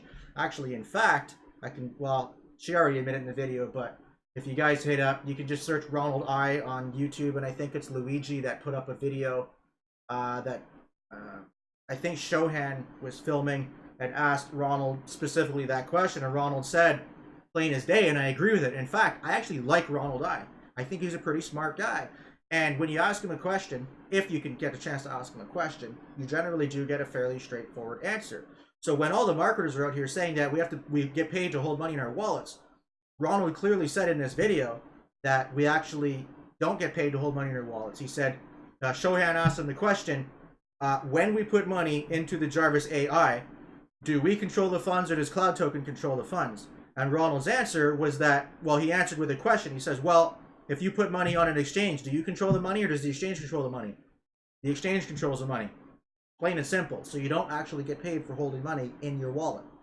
And if you're not holding it in your wallet, you don't have control to it. And if you don't have private keys to your wallet, you don't control the wallet either. Which, what we have here demonstrated by Faith is that what we still have are hopes and dreams, where the private keys might be coming in the future, but we don't know. We don't have evidence of that currently. Right? Get rid of the screen share. Wow. Well, sorry, Matt. I tried getting rid of the screen share, but the problem was she controls the Zoom, so I couldn't actually take the screen share down on my end. Wow, she can read Wikipedia. Shout, Jesse. Yeah, no, like when you're trying to have a conversation, I tried to start as a conversation. But when you're having a conversation with somebody, you can't just be the loudest person in the room and never stop talking, right? You gotta have back and forth discussion. Like, it's absolutely stupid, right? I don't think she could actually do direct sales. Dear Lord, she's stupid. Every Tom, Dick, and Harry is saying 8 to 12% return ROI. I have 20 people on my Facebook saying that. Laughed my ass off. Investment. I'm dying. Wow. It's an investment, period. She's on meth. Oh, that's funny comment. Sorry, I'm just reading the comments. I'm not actually making that claim. She hasn't answered any questions because she doesn't know. Basically, I didn't get a straight answer to any question. And I didn't even fully ask all my questions. I was getting frustrated, so I couldn't articulate my questions properly either. A little bit of my fault. But yeah, there were no straight answers, but we did get some answers that went like this that you could pick apart there. So I hope you guys, if you didn't actually get any good, valuable information out of this video, I hope you at least got some good entertainment. 8% penalty for pulling out before 30 days. So it's an incentive to keep your investment invested into their system. I shown her the wallet and 1100 BTC sitting there. It's not being sent to wallets. Again, I mean, that's kind of a non-point to me because they've told us they have, you know, they have the Jarvis wallet, they have their reserve wallet, they have some other holdings wallet, and then the users' wallets. And there's actually no possible way to prove on the blockchain whose particular wallet address belongs to who, right? Not actual proof. So to me, it was a non-point, but I definitely understand your argument there, Yogesh. Sleazy move. Slander is a great conviction as well. Yeah, this is garbage. No shit, it was garbage. When wrong, start slandering people just like your two pals. Yeah, just like Luigi did to me. Right? Wow, she's stupid. He said he learned from his mistakes. He admits it. Yeah, 1, not 100. She's admitting right now to being in a Ponzi and winning. Basically,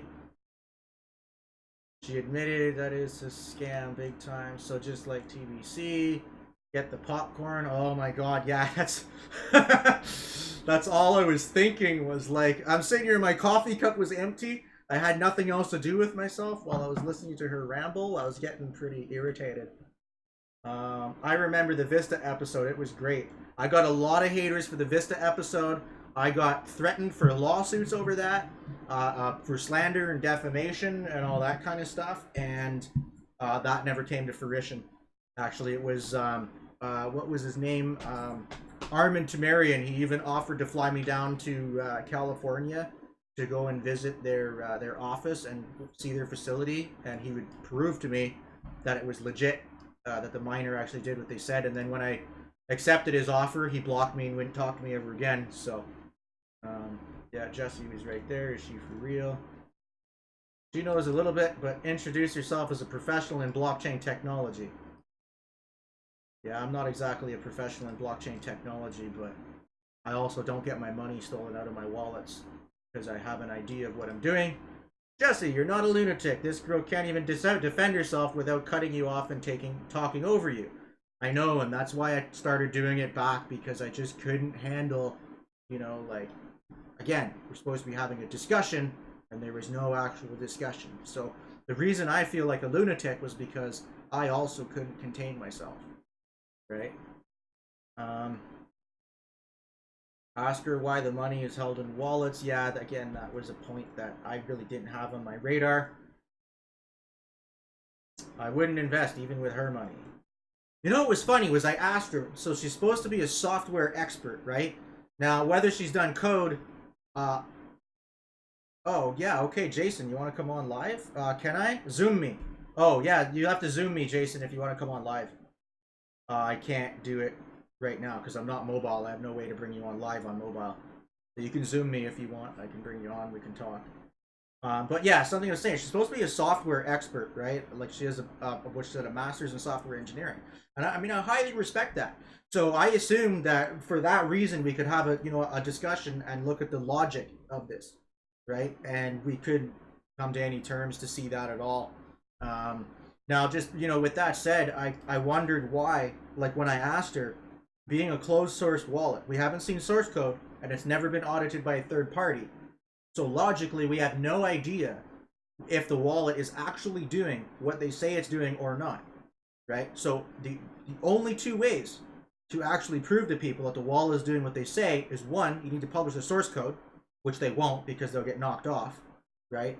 Or second is you hire an auditing firm and they audit your code and they put their seal of approval on it. So you hire a reputable company that's audited a bunch of stuff in the past and they put their seal of approval on it.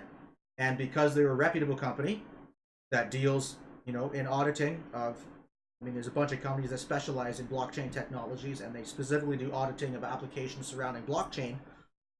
They put their seal of approval on it, and I would take that as face value and then put a little bit more faith into it. So I was wondering why, when I asked her, especially being a software expert, if she would trust the wallet with her life savings despite never seeing the source code and not having a third party audit, that she said yes. Right? I can't wrap my head around that at all. Looking forward to the replay. I missed the first hour. I don't even know how long we've been on live, guys. How long have I been on? Oh, I got a Zoom here. Here, I'll get Jason on. And we can have a little bit.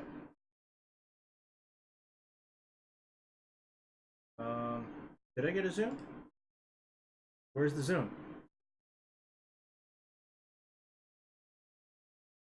Oh, dude, you gotta send me that on Facebook. I can't take my text message and click it on the computer. I gotta email that to myself or something. Okay, there we go. Here. Okay, guys, I gotta disable my camera for a second here, and then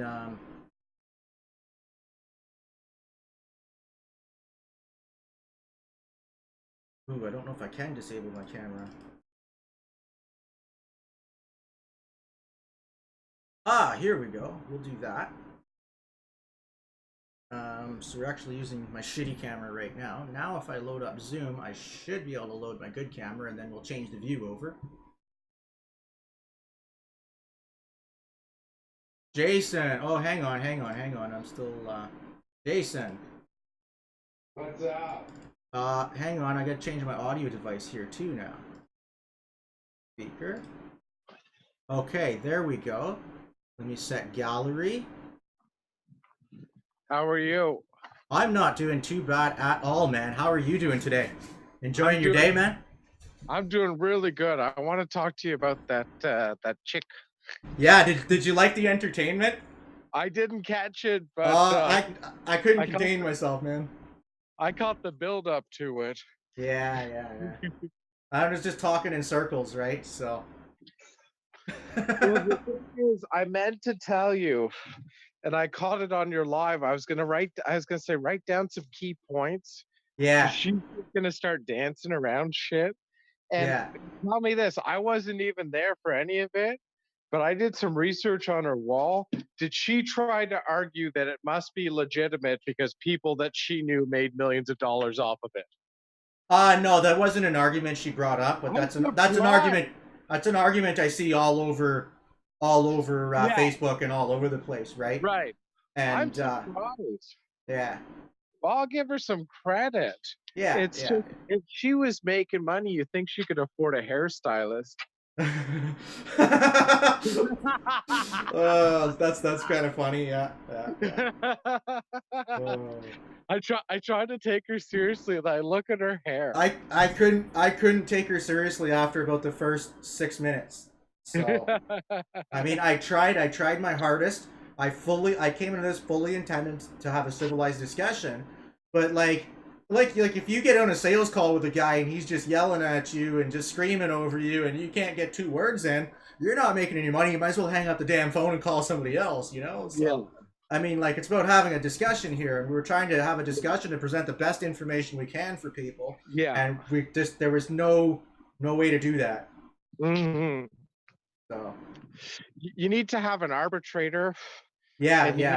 You need to have like 6 to 8 talking points that you're both aware of, that you both kind of loosely agree on. You could do your research on those talking points, And then when it's fucking go time with the referee there with somewhat of a predetermined schedule, you'll see who the real idiot is at the end. Yeah. Somebody's just blabbing their fucking face off. That's all I got out of it. That's all I perceived anyway. No, I don't. Most of the people, well, everybody that's commenting on my wall anyway basically says the same thing. I don't know. I could go take a look at hers and see how many people think I'm an idiot. I'm sure there's lots. I'm sure there's a ton. He doesn't know what he's talking about. Yeah. Meanwhile, you have more cryptocurrency combined than all of her and her friends combined. And they'll sit there trash talking. Maybe. I don't know that, but maybe. Yeah. Right? Who knows? So. Anyway, whatever. Yeah, it was kind of sad, man. It was sad. It was a really sad presentation. Well, you want to hear something funny? Can your audience hear me? They should. Yeah. Yep. Type 111 in the chat if you can hear me. Oh yeah, they can. I can see the meter going right now. Oh yeah, you're good. People in your audience will enjoy this, and you'll enjoy this, particularly Jesse, but I got very stoned last night. And who did I see in my story feed on Facebook but none other than Veronica Adams. Or Veronica Davies? What's her name? I don't know. I seen your comment on that though. Veronica whatever. You're such a troll, man. Veronica the Forex Goddess. And XPOS. She also, not only is she a Forex god, but she finds the time to sell point of sale systems on the side because, you know, I guess Forex doesn't pay as much as you think it might. So you got to trade Forex and sell point of sales.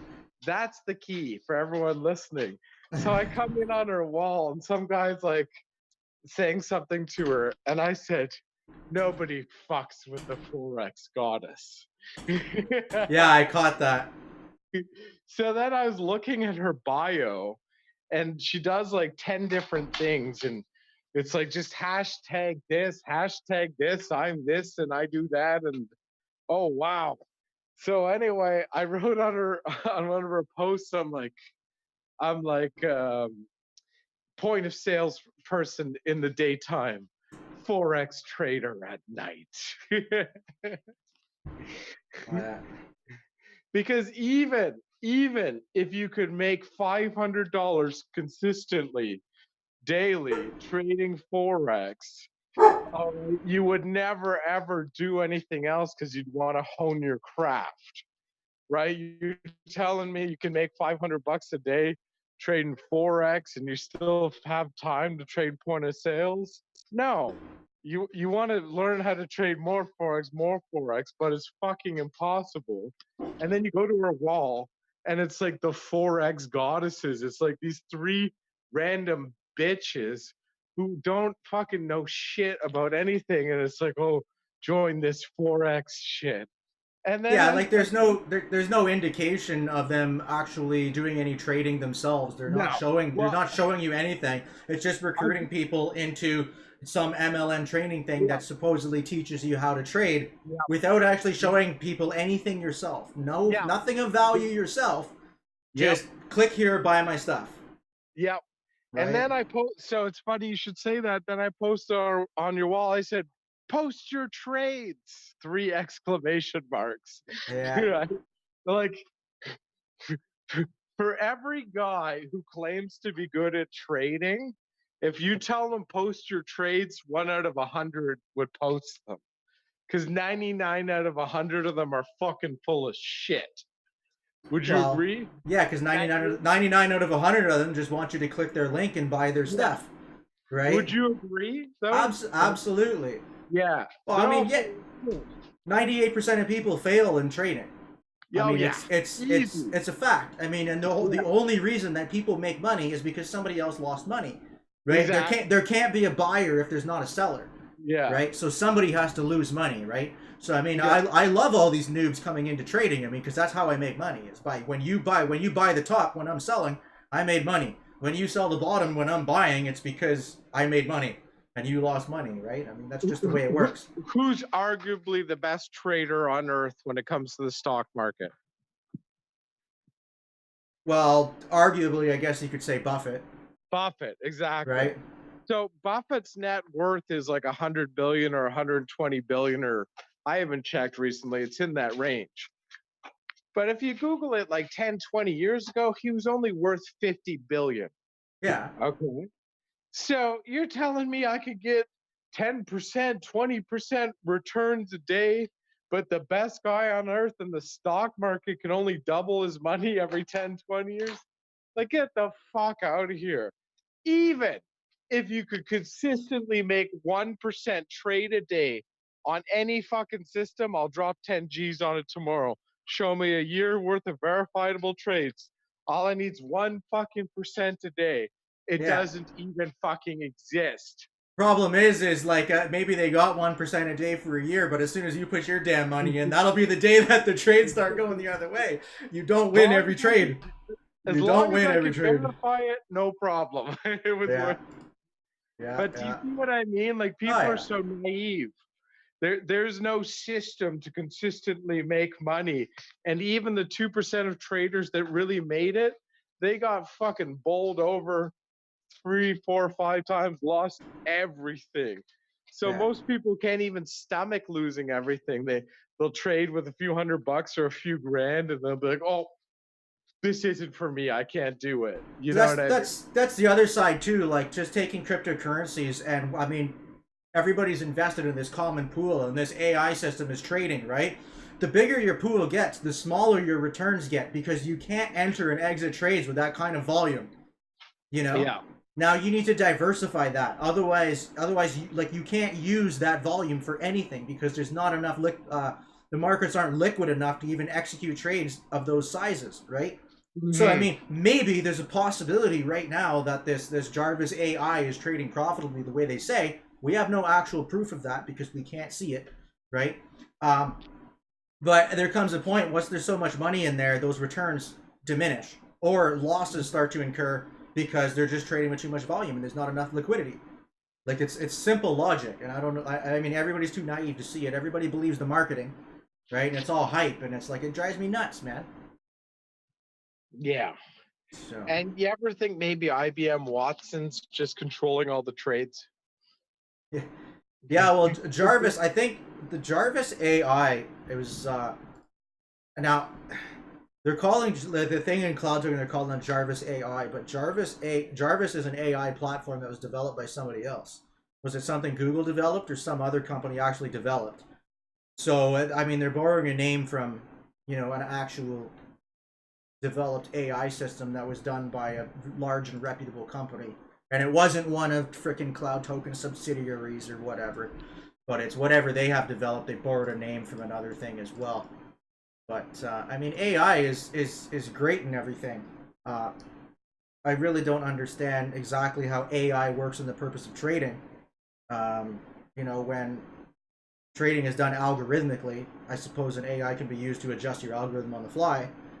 But I mean, it comes down to a definition then of what is AI, right? And I mean, we don't have any proof of this. No source code, no third-party audit means we have no idea what it's doing, despite what the white paper says. So. I don't even know what I had for breakfast, let alone what AI is.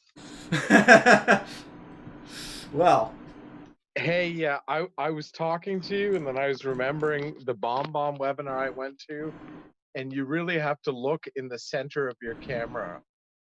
So if you're using a computer, put your camera like maybe just slightly to the left of your monitor in the middle. Well, I have two monitors and my camera is right dead center in the middle, right?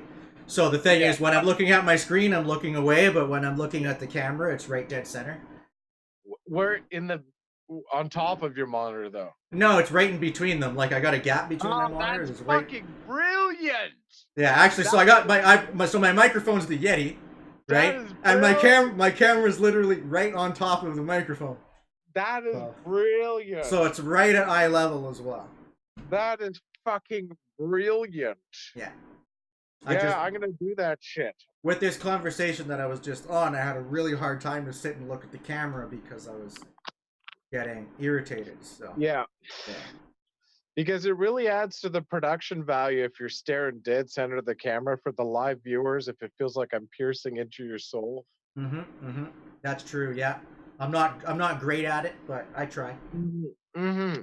Yeah. That takes practice, right? I mean, yeah, because it's so tempting, and that's perfect that you have your camera right there. Because on the phone, I'm tempted to look at you.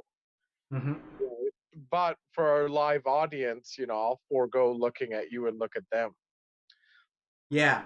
I gotta get better at that for sure. Like I'm not a pro on camera, and I mean it's probably never my intention to be. I'm not really that good looking. I'm not gonna make money, by sitting staring at a camera all day, right? So I mean, the only reason I'm doing it is to present information when I have to, and I don't care if everybody believes me or not. It is what it is, right? Yeah, that's why we're rich and they're not. Yeah. And I want to get richer. That's the thing.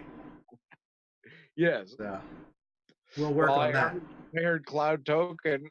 I know people that have made 10 million off it. Oh yeah, already? That's crazy. Yeah, I know, it's crazy. No, I was reading on her walls. One of her friends' team made 11 million or something. Oh, okay. Yeah, I'm not sure. I didn't really look at all that. But that doesn't mean it's legitimate. No, exactly. I mean, this is social media. People are free to say whatever they want. You know what I was thinking about doing, Jesse, and you might get into this. Get multiple cameras for production value. Yeah, I hear you. Like that's why. I mean, I had the second one here I was gonna use, but yeah, it's really bad. I need some other like actual decent cameras. Yeah. The next one I get will be a 4K camera, and then this one can be the backup, right? Yeah. Well, you know what you do is you get like 3 or 4 cameras, and then you have somebody else controlling them. Okay, so you're live. Yeah, or just get some buttons, or actually I can actually program a game controller for the different cameras too, and then you just green button, red button. We'll just pay a Filipino $3 an hour full-time assistant for the lives, and he can pull all the strings. Yeah. No, but we need 5 cameras. 1 right where it is, 2 on either side, left and right. We need a camera behind your head so we can see what you're doing on the computer, and 1 on your keyboard and mouse. That means I have to clean my desk. That may or may not happen. Not making any promises, man. Bro, I'm telling you, you'll have 20-25% more extra viewers. The average length viewed will be way higher because you got that production value, right? Yeah, but then I'm still not going to make money with my videos, and that's not my intention either, right? So, plus I got to put my head down and do some real work. Mine either, but the thing is, numbers are better, right? If we can get more numbers with minimal effort, it's like ratings, right? True, I guess so. Yeah, and then you could have like sound effects, dude, like bombs going off. Yeah, and then like it probably even adding production value to even our sales calls and things like that, or presentations for our business, and that would actually it would add value to that as well. I mean, I see the point there. We'll get the 5 cameras on the sales calls with dual BSAs, and then the prospect will be like, "What the fuck is going on here? It's all these angles." Like, yeah. Yeah. Well, I know some YouTubers that do that. Like they use multiple cameras so that when they're switching between showing content or just a talking head video or whatever it is, whatever they're trying to do, they actually will use multiple cameras, to get those different angles and different resolutions and whatnot, right? The thing is, the YouTubers have an advantage because they're not going live most of the time, right? So it's all just post-production fancy work. You just get a million different angles. Yeah, not the guys that I follow. The reason that they're so efficient at doing video editing is because they don't do video editing. Right? So actually my one buddy, like, he does a bunch of videos on Linux, and so when he records a video, he'll record a video that has like maybe 3 or 4 sections, and each one's a different topic. And while he'll actually do that live, and we can all go on live, and then at the end of it, all he does is chop the section out and put it up in separate videos. And but no actual post editing, just chopping the video and rendering it and throwing it up, right? Just to make it efficient. Hey Jesse, you mind if how many people we got live still? I got 6 over here. I don't know how many on YouTube, man. No idea. I can tell you. 7 altogether. So they've got to be all on Facebook. I want to show the viewers my office. This is a behind the scenes, never seen before live tour. This is where I trade crypto all fucking day. Shut up! You don't trade crypto.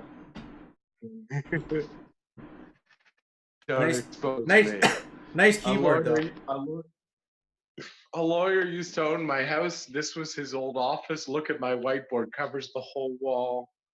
And this is how you know you're a fucking boss. You sit down to this shit. Your desk moves. You're chopping out, bro. That's what it is. It's because you're in the basement. That's why you chop out all the time. First of all, it's not a basement, it's a bungalow. Okay. It's the lower level, okay? Oh, I'm sorry. Sorry I hurt your feelings. Second of all, I'm built into a hill, so I'm not even that low. And I have 4 bars, and the reason I chopped out there, now I have 5 bars LTE. The reason I chopped out right there, because I had a phone call. But check this out, Jesse. Is this not the shit?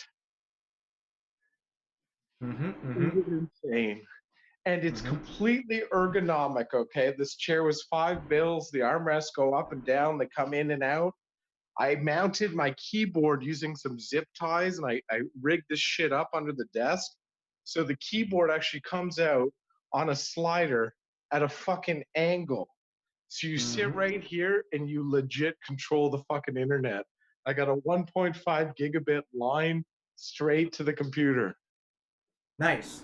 Yeah, that's insane. I'm only on a 300 megabit, man, but it's pretty good. Still great. Okay? Still great.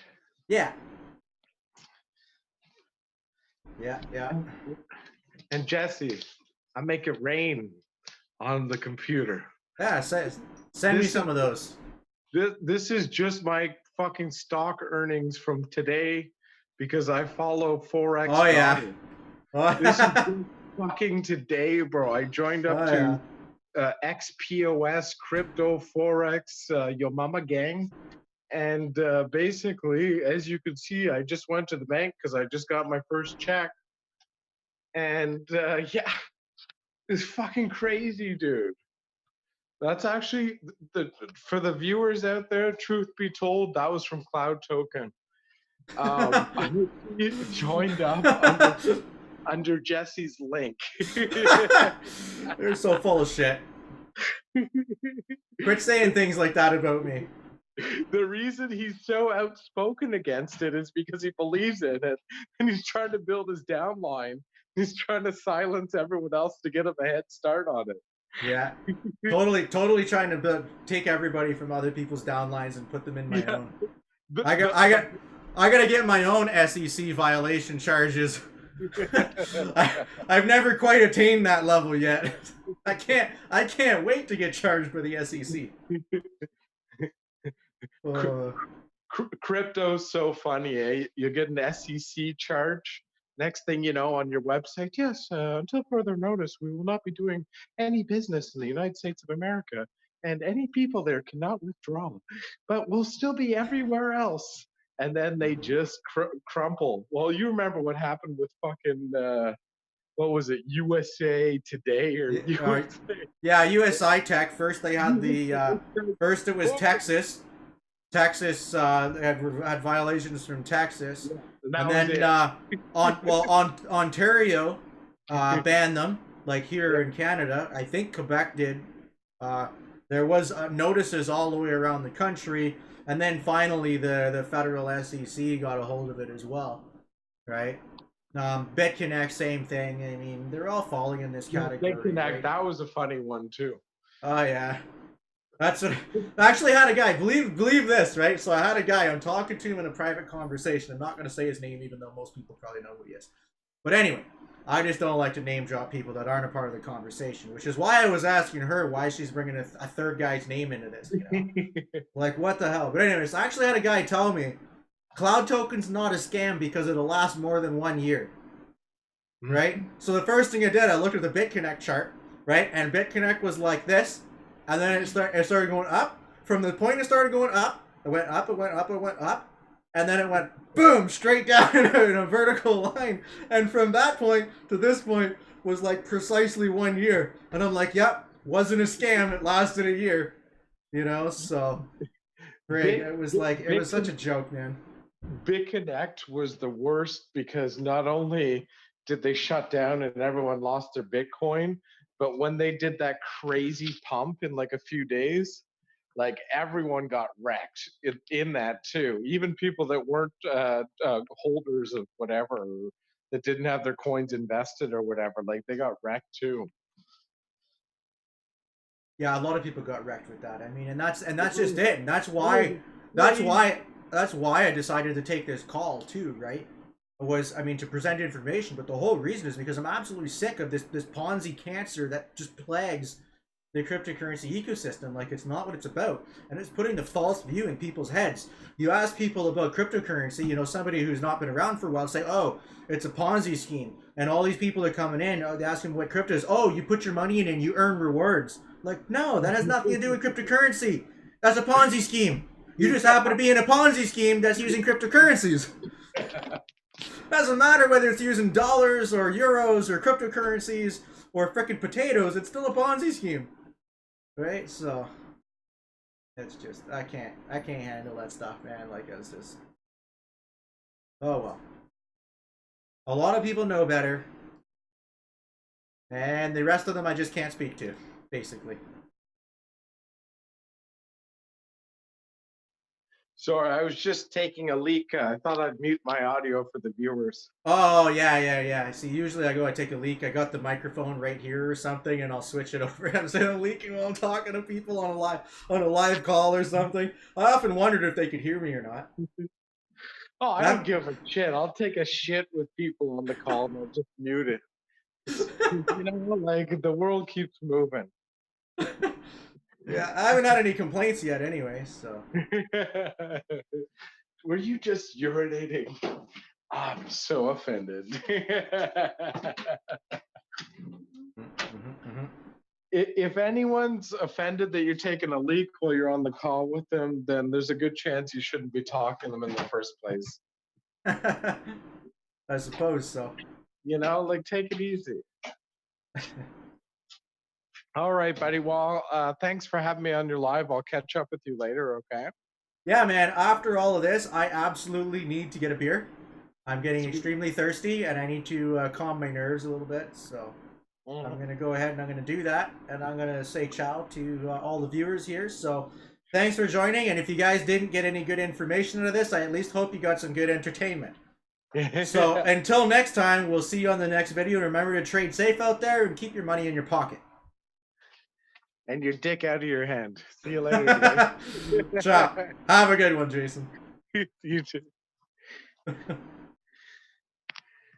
Cheers, guys.